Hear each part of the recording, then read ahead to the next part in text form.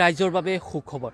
লখিমপুৰৰ বৰছলত অনুষ্ঠিত হ'বলৈ গৈ আছে প্ৰাইজ মানি ফুটবল প্ৰতিযোগিতা। এক আকৰ্ষণীয় ফুটবল প্ৰতিযোগিতা অনুষ্ঠিত হ'বলৈ গৈ আছে এইখন ফিল্ডতে। আপোনালোকে দেখিব পাৰিছে এইখন ফিল্ডতে অহা 6 তাৰিখৰ পৰা অনুষ্ঠিত হ'বলৈ গৈ আছে প্ৰাইজ মানি ফুটবল প্ৰতিযোগিতা, এক আকৰ্ষণীয় ফুটবল প্ৰতিযোগিতা। আপোনালোকে ইতিমধ্যে গম পায় যে ফুটবল প্ৰতিযোগিতাত কেৱল মাত্ৰ পুৰুষে অংশগ্ৰহণ কৰে, কিন্তু এই ফুটবল প্ৰতিযোগিতা অলপ ব্যতিক্ৰম। কাৰণ এই ফুটবল প্ৰতিযোগিতাত অংশগ্ৰহণ কৰিব পুৰুষৰ লগতে মহিলা, মানে মহিলা দলেও খেলিব এই ফুটবল প্ৰতিযোগিতাত অংশগ্ৰহণ কৰিব। আমাৰ সৈতে এই ফুটবল প্ৰতিযোগিতা আয়োজন কৰা সমিতিৰ বিষয়ববীয়াসকল আছে, তেওঁলোকৰ সৈতে কথা পাতিম। তাৰ পূৰ্বে আমি পুনৰবাৰ কৈ ল'ব বিচাৰিছোঁ যে অহা 6 নৱেম্বৰৰ পৰা আৰম্ভ হ'ব এই প্ৰাইজ মানি ফুটবল প্ৰতিযোগিতা। 13 নৱেম্বৰলৈকে চলিব এই প্ৰাইজ মানি ফুটবল প্ৰতিযোগিতা। আৰু 13 নৱেম্বৰে মুখ্য আকৰ্ষণ হ'ব সাংস্কৃতিক সন্ধিয়া, আৰু সাংস্কৃতিক সন্ধিয়াত মুখ্য আকৰ্ষণ থাকিব অসমৰ আগশাৰীৰ কণ্ঠশিল্পী ৱাহিদা ৰহমান। আৰু এই মুহূৰ্তত আমাৰ সৈতে এই সমিতিৰ যি প্ৰাইজ মানি ফুটবল প্ৰতিযোগিতা পাতিছে, আয়োজন কৰিছে, এই সমিতিৰ বিষয়ববীয়াসকল আছে, তেওঁলোকৰ সৈতে কথা পাতিব বিচাৰিম। প্ৰথমে মই আপোনাৰ ওচৰলৈ আহিছোঁ। দেখা গৈছে যে আপোনালোকে সাফল্য 2য় বৰ্ষ আপোনালোকৰ। যোৱাবাৰো আপোনালোকে ফুটবল প্ৰতিযোগিতা অনুষ্ঠিত কৰিছিল আৰু এইবাৰো কৰিছে, কি ক'ব এই মুহূৰ্তত? আমি যোৱাবাৰৰ পৰা 2020 চনত আমাৰ বৰছল ফুটবল ক্লাব স্থাপিত হৈছিলে, তাৰ পৰাই আমি একেৰাহে আমি খেল চলাই আছোঁ। ঠিক তেনেকৈ এই বছৰ আমি অতি সুন্দৰকৈ নিয়াৰিকৈ জাকজমতাৰে যোৱা বছৰৰ নিচিনা এইবাৰো আমি ফুটবল খেল অনুষ্ঠিত কৰিছোঁ। উক্ত খেলত আমি 8টাকৈ দলক আমন্ত্ৰণ জনাইছোঁ। লখিমপুৰ জিলাৰ আগশাৰী 8টাকৈ দলে আমাৰ এই খেলত অংশগ্ৰহণ কৰিছে। দেখা যায় যে ফুটবল প্ৰতিযোগিতা প্ৰায় সকলোৱে আয়োজন কৰে, কিন্তু আপোনালোকৰ ফুটবল প্ৰতিযোগিতাত মুখ্য আকৰ্ষণ কি? ৰাইজে কেনেকৈ আঁকোৱালি ল'ব আপোনালোকৰ এই ফুটবল প্ৰাইজ মানি ফুটবল প্ৰতিযোগিতাত? আমি লখিমপুৰ জিলাৰ 8টাকৈ আগশাৰী ফুটবল দল, জনপ্ৰিয় দলকেইটাক আমি আমন্ত্ৰণ জনাইছোঁ। তেখেতলোকে ইতিমধ্যে আমাৰ খেলত অংশগ্ৰহণ কৰিছে। 8টাকৈ দল আহিব। তাৰ লগে লগে আমি মহিলাসকলৰ 2টা দলক আমি আমন্ত্ৰণ জনাইছোঁ। তেখেতলোকে অহা 10 নৱেম্বৰ তাৰিখে আমাৰ এইখন ফিল্ডতেই 2টাকৈ দল আহিব। তুলিপ স্পৰ্টছ একাডেমি, তাৰ বিপৰীতে খেল প্ৰদৰ্শন কৰিব ধেমাজি জিলাৰ ওমেন দলে।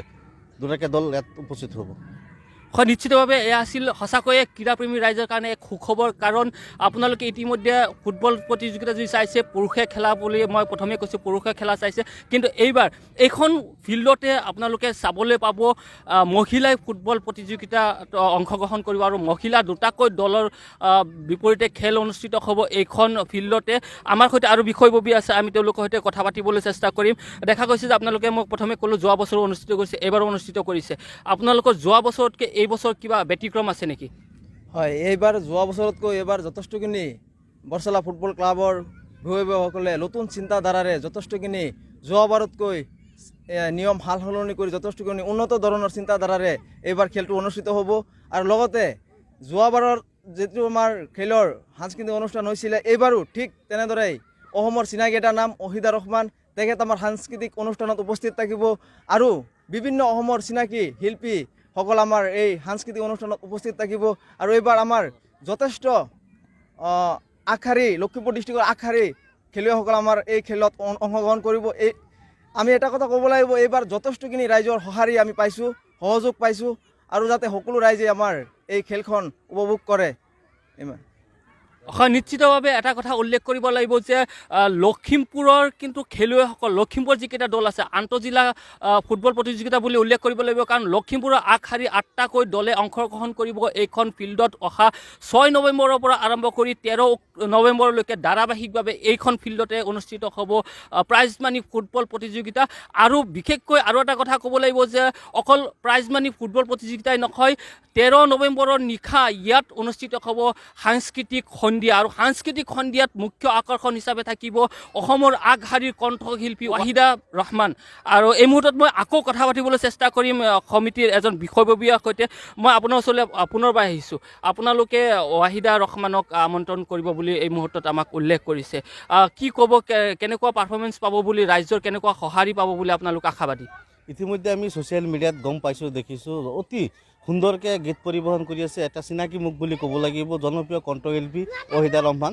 সুদূৰ বৰপেটা জিলাৰ পৰা আমাৰ ইয়াত উপস্থিত হ'ব তাৰ লগে লগে আমাৰ নৃত্যশিল্পী আছে তেখেতলোকে আমি আমন্ত্ৰণ জনাইছোঁ তেখেতলোকে 13 তাৰিখে ইয়াত মানে এটি বিশাল আয়োজনৰ এটি সাংস্কৃতিক অনুষ্ঠান আমি আয়োজন কৰিম গতিকে সমূহ হতাশয় ৰাইজৰ উপস্থিতি আমি কামনা কৰিছোঁ যোৱা বছৰৰ নিচিনা এইবাৰো যাতে আমাক সঁহাৰি জনায় তাৰ বাবে আমি আহ্বান জনাইছোঁ ফুটবল সমিতিৰ তৰফৰ পৰা আচ্ছা আপোনালোকে এই ফুটবল সমিতিটো পাতিছে প্ৰাইজ মানে কিবা মাচুল সংগ্ৰহ কৰিব নেকি দৰ্শকৰ পৰা নিশ্চিতভাৱে ইয়াত বহুত ব্যয়বহুল খৰচ আছে আমাৰ সমিতিৰ এটা সিদ্ধান্ত লৈছোঁ আমাৰ যি খেল অনুষ্ঠিত কোৱাৰ্টাৰ ফাইনেল খেলৰ পৰা আমি টিকেট সংগ্ৰহ কৰিম বুলি ভাবিছোঁ কোৱাৰ্টাৰ ফাইনেল 4টাকৈ কোৱাৰ্টাৰ ফাইনেল হ'ব আমাৰ এটা কোৱাৰ্টাৰ ফাইনেল যিটো আমি 6 তাৰিখে যিটো উদ্বোধনী মেচ অনুষ্ঠিত কৰিম সেই মেচখনিত আমি কোনো মাচুল নলওঁ আৰু অহা যিবিলাক মেচ হ'ব তাৰ পৰা আমি 50 টকাকৈ আমি মাচুল সংগ্ৰহ কৰিম বুলি ভাবিছোঁ মানে নিশ্চিতভাৱে ধন্যবাদ জ্ঞাপন কৰিব লাগিব সমিতিৰ বিষয়ববীয়াসকলক কাৰণ তেওঁলোকে এইখন অঞ্চলৰ স্থানীয় ৰাইজসকলৰ কথা চিন্তা কৰি অনুষ্ঠিত কৰিবলৈ গৈ আছে